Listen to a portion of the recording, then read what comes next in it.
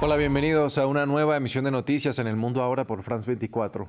Yo soy Andrés Mesa Muñoz y a continuación los titulares. Pakistán solicita como mediador una extensión de 2 semanas al ultimátum dado por Trump a Irán para que reabra el estrecho de Hormuz.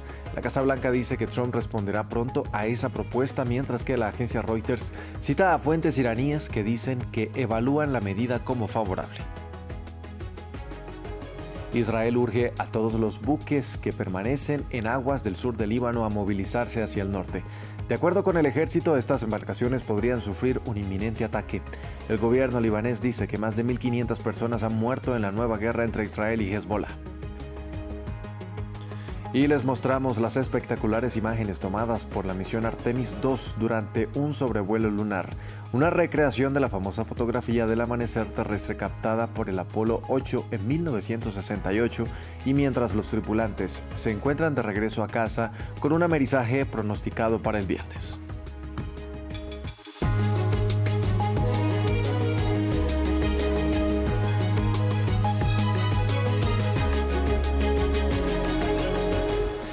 Empezamos en Medio Oriente. En medio de la tensión que surgió luego de que Donald Trump amenazara a Irán con destruir su civilización entera esta noche si no reabría el estrecho de Hormuz, una propuesta de Pakistán pretende calmar los ánimos. El país asiático, que ha servido como mediador, instó al presidente de Estados Unidos a retrasar este ultimátum durante 2 semanas. Una propuesta que, según la Casa Blanca, Trump responderá muy pronto y que es calificada por Irán como favorable, según informó la agencia Reuters, citando a fuentes iraníes. Escuchemos qué dijo el primer ministro pakistaní. Para que la diplomacia siga su curso, solicito encarecidamente al presidente Trump que prorrogue el plazo 2 semanas. Pakistán, con toda sinceridad, solicita a sus hermanos iraníes que abran el estrecho de Hormuz durante un periodo equivalente de 2 semanas como gesto de buena voluntad. Asimismo, instamos a todas las partes en conflicto a que observen un alto el fuego en todo el territorio durante 2 semanas para permitir que la diplomacia logre la finalización definitiva del conflicto en aras de la paz y la estabilidad a largo plazo en la región. Pese a los ánimos de diplomacia, por ahora el ultimátum que dio Trump sigue vigente. Y para analizar cómo se vive la situación en Israel, conectamos hasta ahora con nuestra corresponsal en Jerusalén, Yanira Gómez Muñoz. Yanira, ¿qué tal? Muy buenas noches. Cuéntenos cuál ha sido la postura de Israel. Saludos, Andrés. Mira, en las últimas horas ha habido uno de los raros ataques de misiles iraníes de esta jornada hacia el centro y sur de Israel, con al menos 3 heridos, que, como viene siendo mala costumbre en esta guerra, Irán también lo ha lanzado en paralelo y ha hecho sonar sirenas y explosiones en Qatar, Bahrein, Emiratos Árabes Unidos, que es ahí en el centro de donde centra, mejor dicho, su represalia en el Golfo. Desde aquí la postura, ¿cómo se está viviendo? Por un lado, como decías, tenemos esta primera parte entre Pakistán, que intenta mediar con esta posible 2 semanas de tregua. Por otro lado, tenemos también este escenario muy amenazante impulsado por Trump y Netanyahu de destrozar de forma masiva infraestructura civil clave dentro de Irán.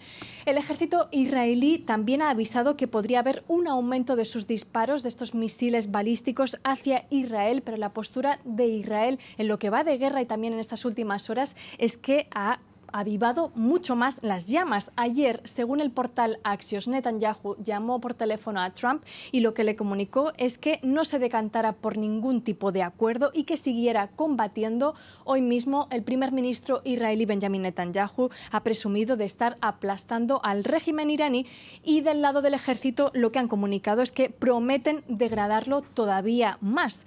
El gobierno israelí, en medio de este panorama, pese a que aquí fuentes israelíes también den cuenta de ciertos indicios, probabilidades de una tregua, lo que intenta el gobierno israelí es seguir lo más posible con esta guerra para debilitar a Irán militar y civilmente también lo más que pueda. Para la población en Irán vale decir, por supuesto, que esto resulta en mucho más miedo e incertidumbre. Hoy se ha sentido especialmente, aquí ya estamos en ese 40 días de guerra, y por todo ello, las autoridades iraníes han amenazado con una serie de múltiples respuestas. Por un lado, ir a por los puentes, las plantas eléctricas, petroleras, desalinizadoras de todo el Golfo y también de bases estadounidenses en la región para privar, dice, a los países árabes de combustible y gas por años. Ha amenazado.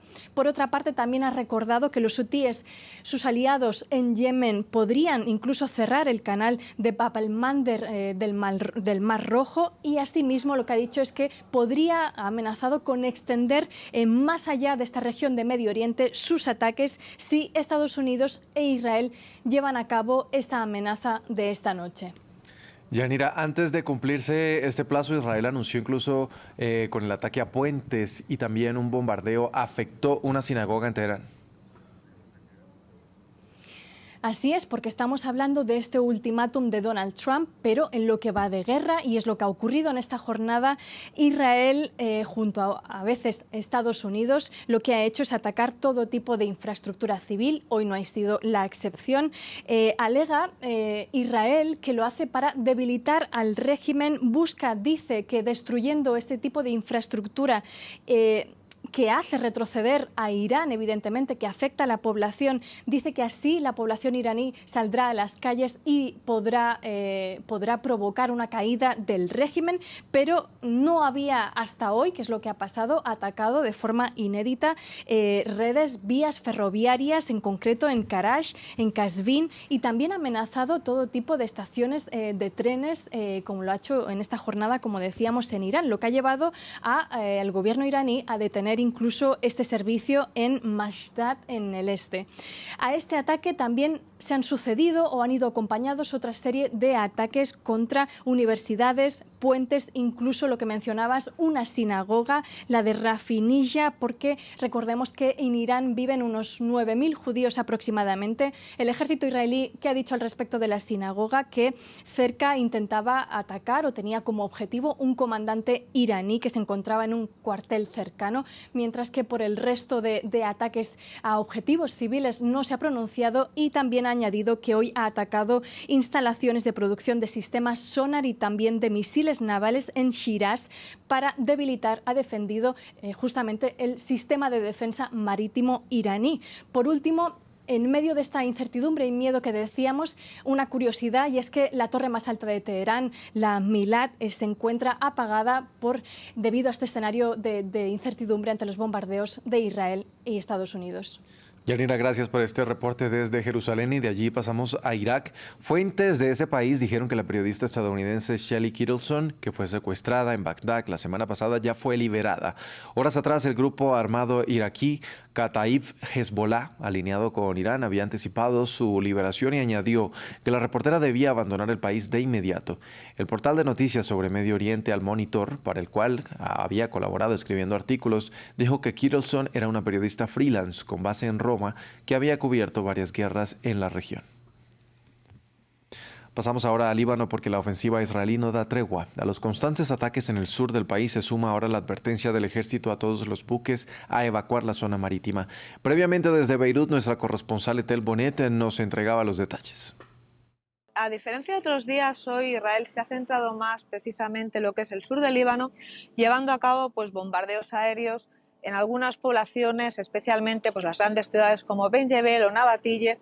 Y en este caso sigue esa operación terrestre, esa ocupación, como se ve aquí en el Líbano, pero por parte de Israel se está llamando, ¿no?, lo que es crear esa zona tapón de unos 2 o 3 kilómetros de la frontera. Y hemos visto también como algunas de estas poblaciones fronterizas han sido dinamitadas por Israel. Y ahora mismo a todo esto se añade esa norma, ¿no?, esas evacuaciones que se están pidiendo a lo que son todas las embarcaciones que están precisamente en toda la zona oeste, es decir, desde Ras Nakura, que es la frontera, hasta la ciudad de Tiro. Estaríamos hablando de más de 8 kilómetros, donde precisamente Israel ya ha avanzado en estos momentos, ya ha tomado la ciudad de Nakura, donde también ha sido dinamitada, y está en la ciudad de Shama, que está prácticamente a 8 kilómetros de lo que sería la ciudad de Tiro. La ciudad de Tiro es la ciudad más importante del sur del Líbano, aparte de ser también patrimonio de la humanidad.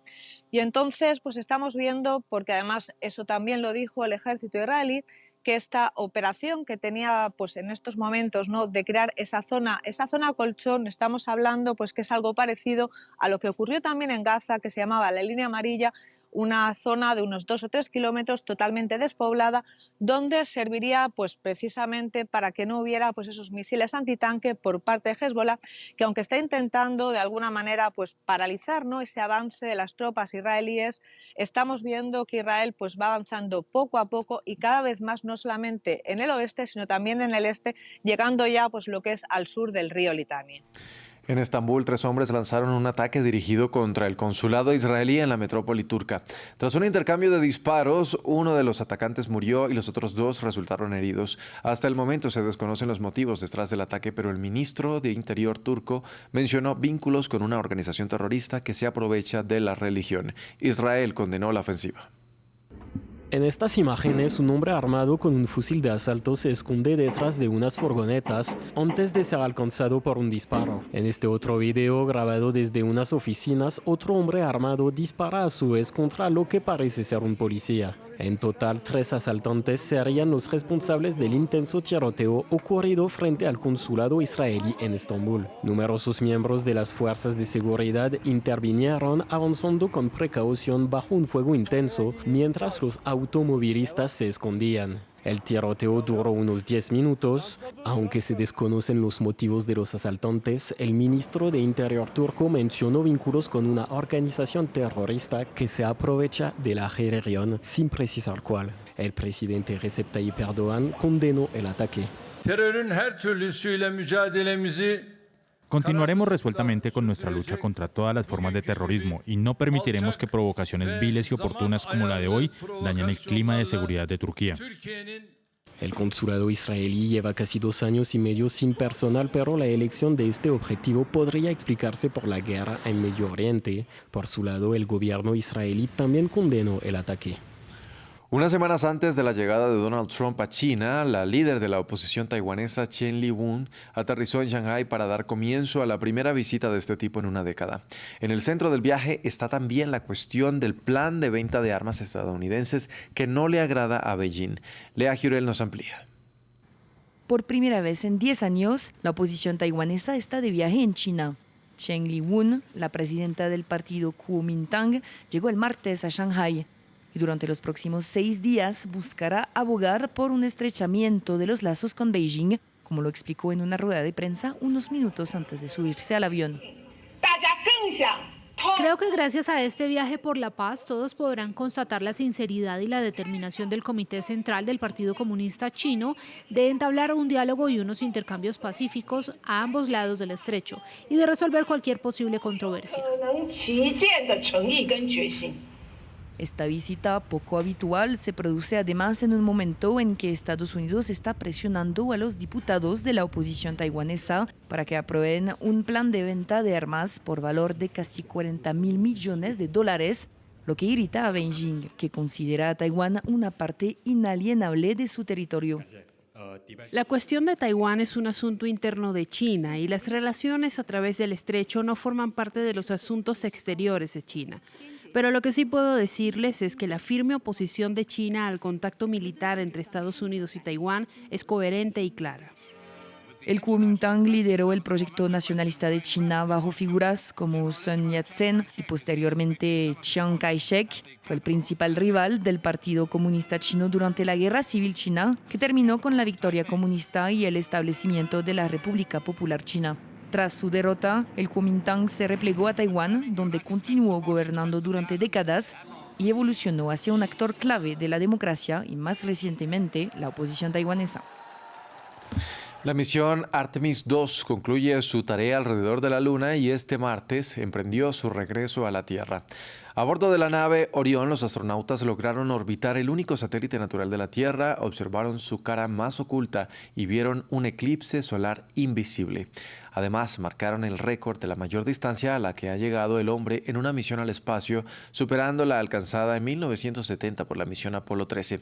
El camino de regreso a la Tierra tomará cerca de 4 días. Tengo que decirle que cuando veníamos, vimos el lugar más cercano de la Luna y todos los lugares que vimos desde la Tierra durante todas nuestras vidas. Pero ahora lo vimos desde una perspectiva diferente y comenzamos a tener un vistazo y vimos el lado oriental, sitios que nunca nadie ha visto, ni siquiera en Apolo, y eso fue increíble. Hasta aquí este informativo. Gracias por acompañarnos.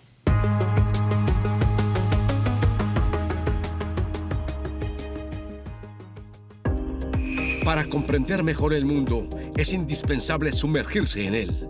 De Buenos Aires a Beirut, pasando por Kinshasa, Kiev o Washington, los corresponsales de France 24 están en todas partes. 200 corresponsales que viven cerca de usted. Su misión, informarle en todo el mundo y a cualquier hora del día. Información objetiva, seria, fiable e independiente. Hechos verificados, noticias falsas desenmascaradas. France 24. Estamos aquí, estamos allí y allá para informarle.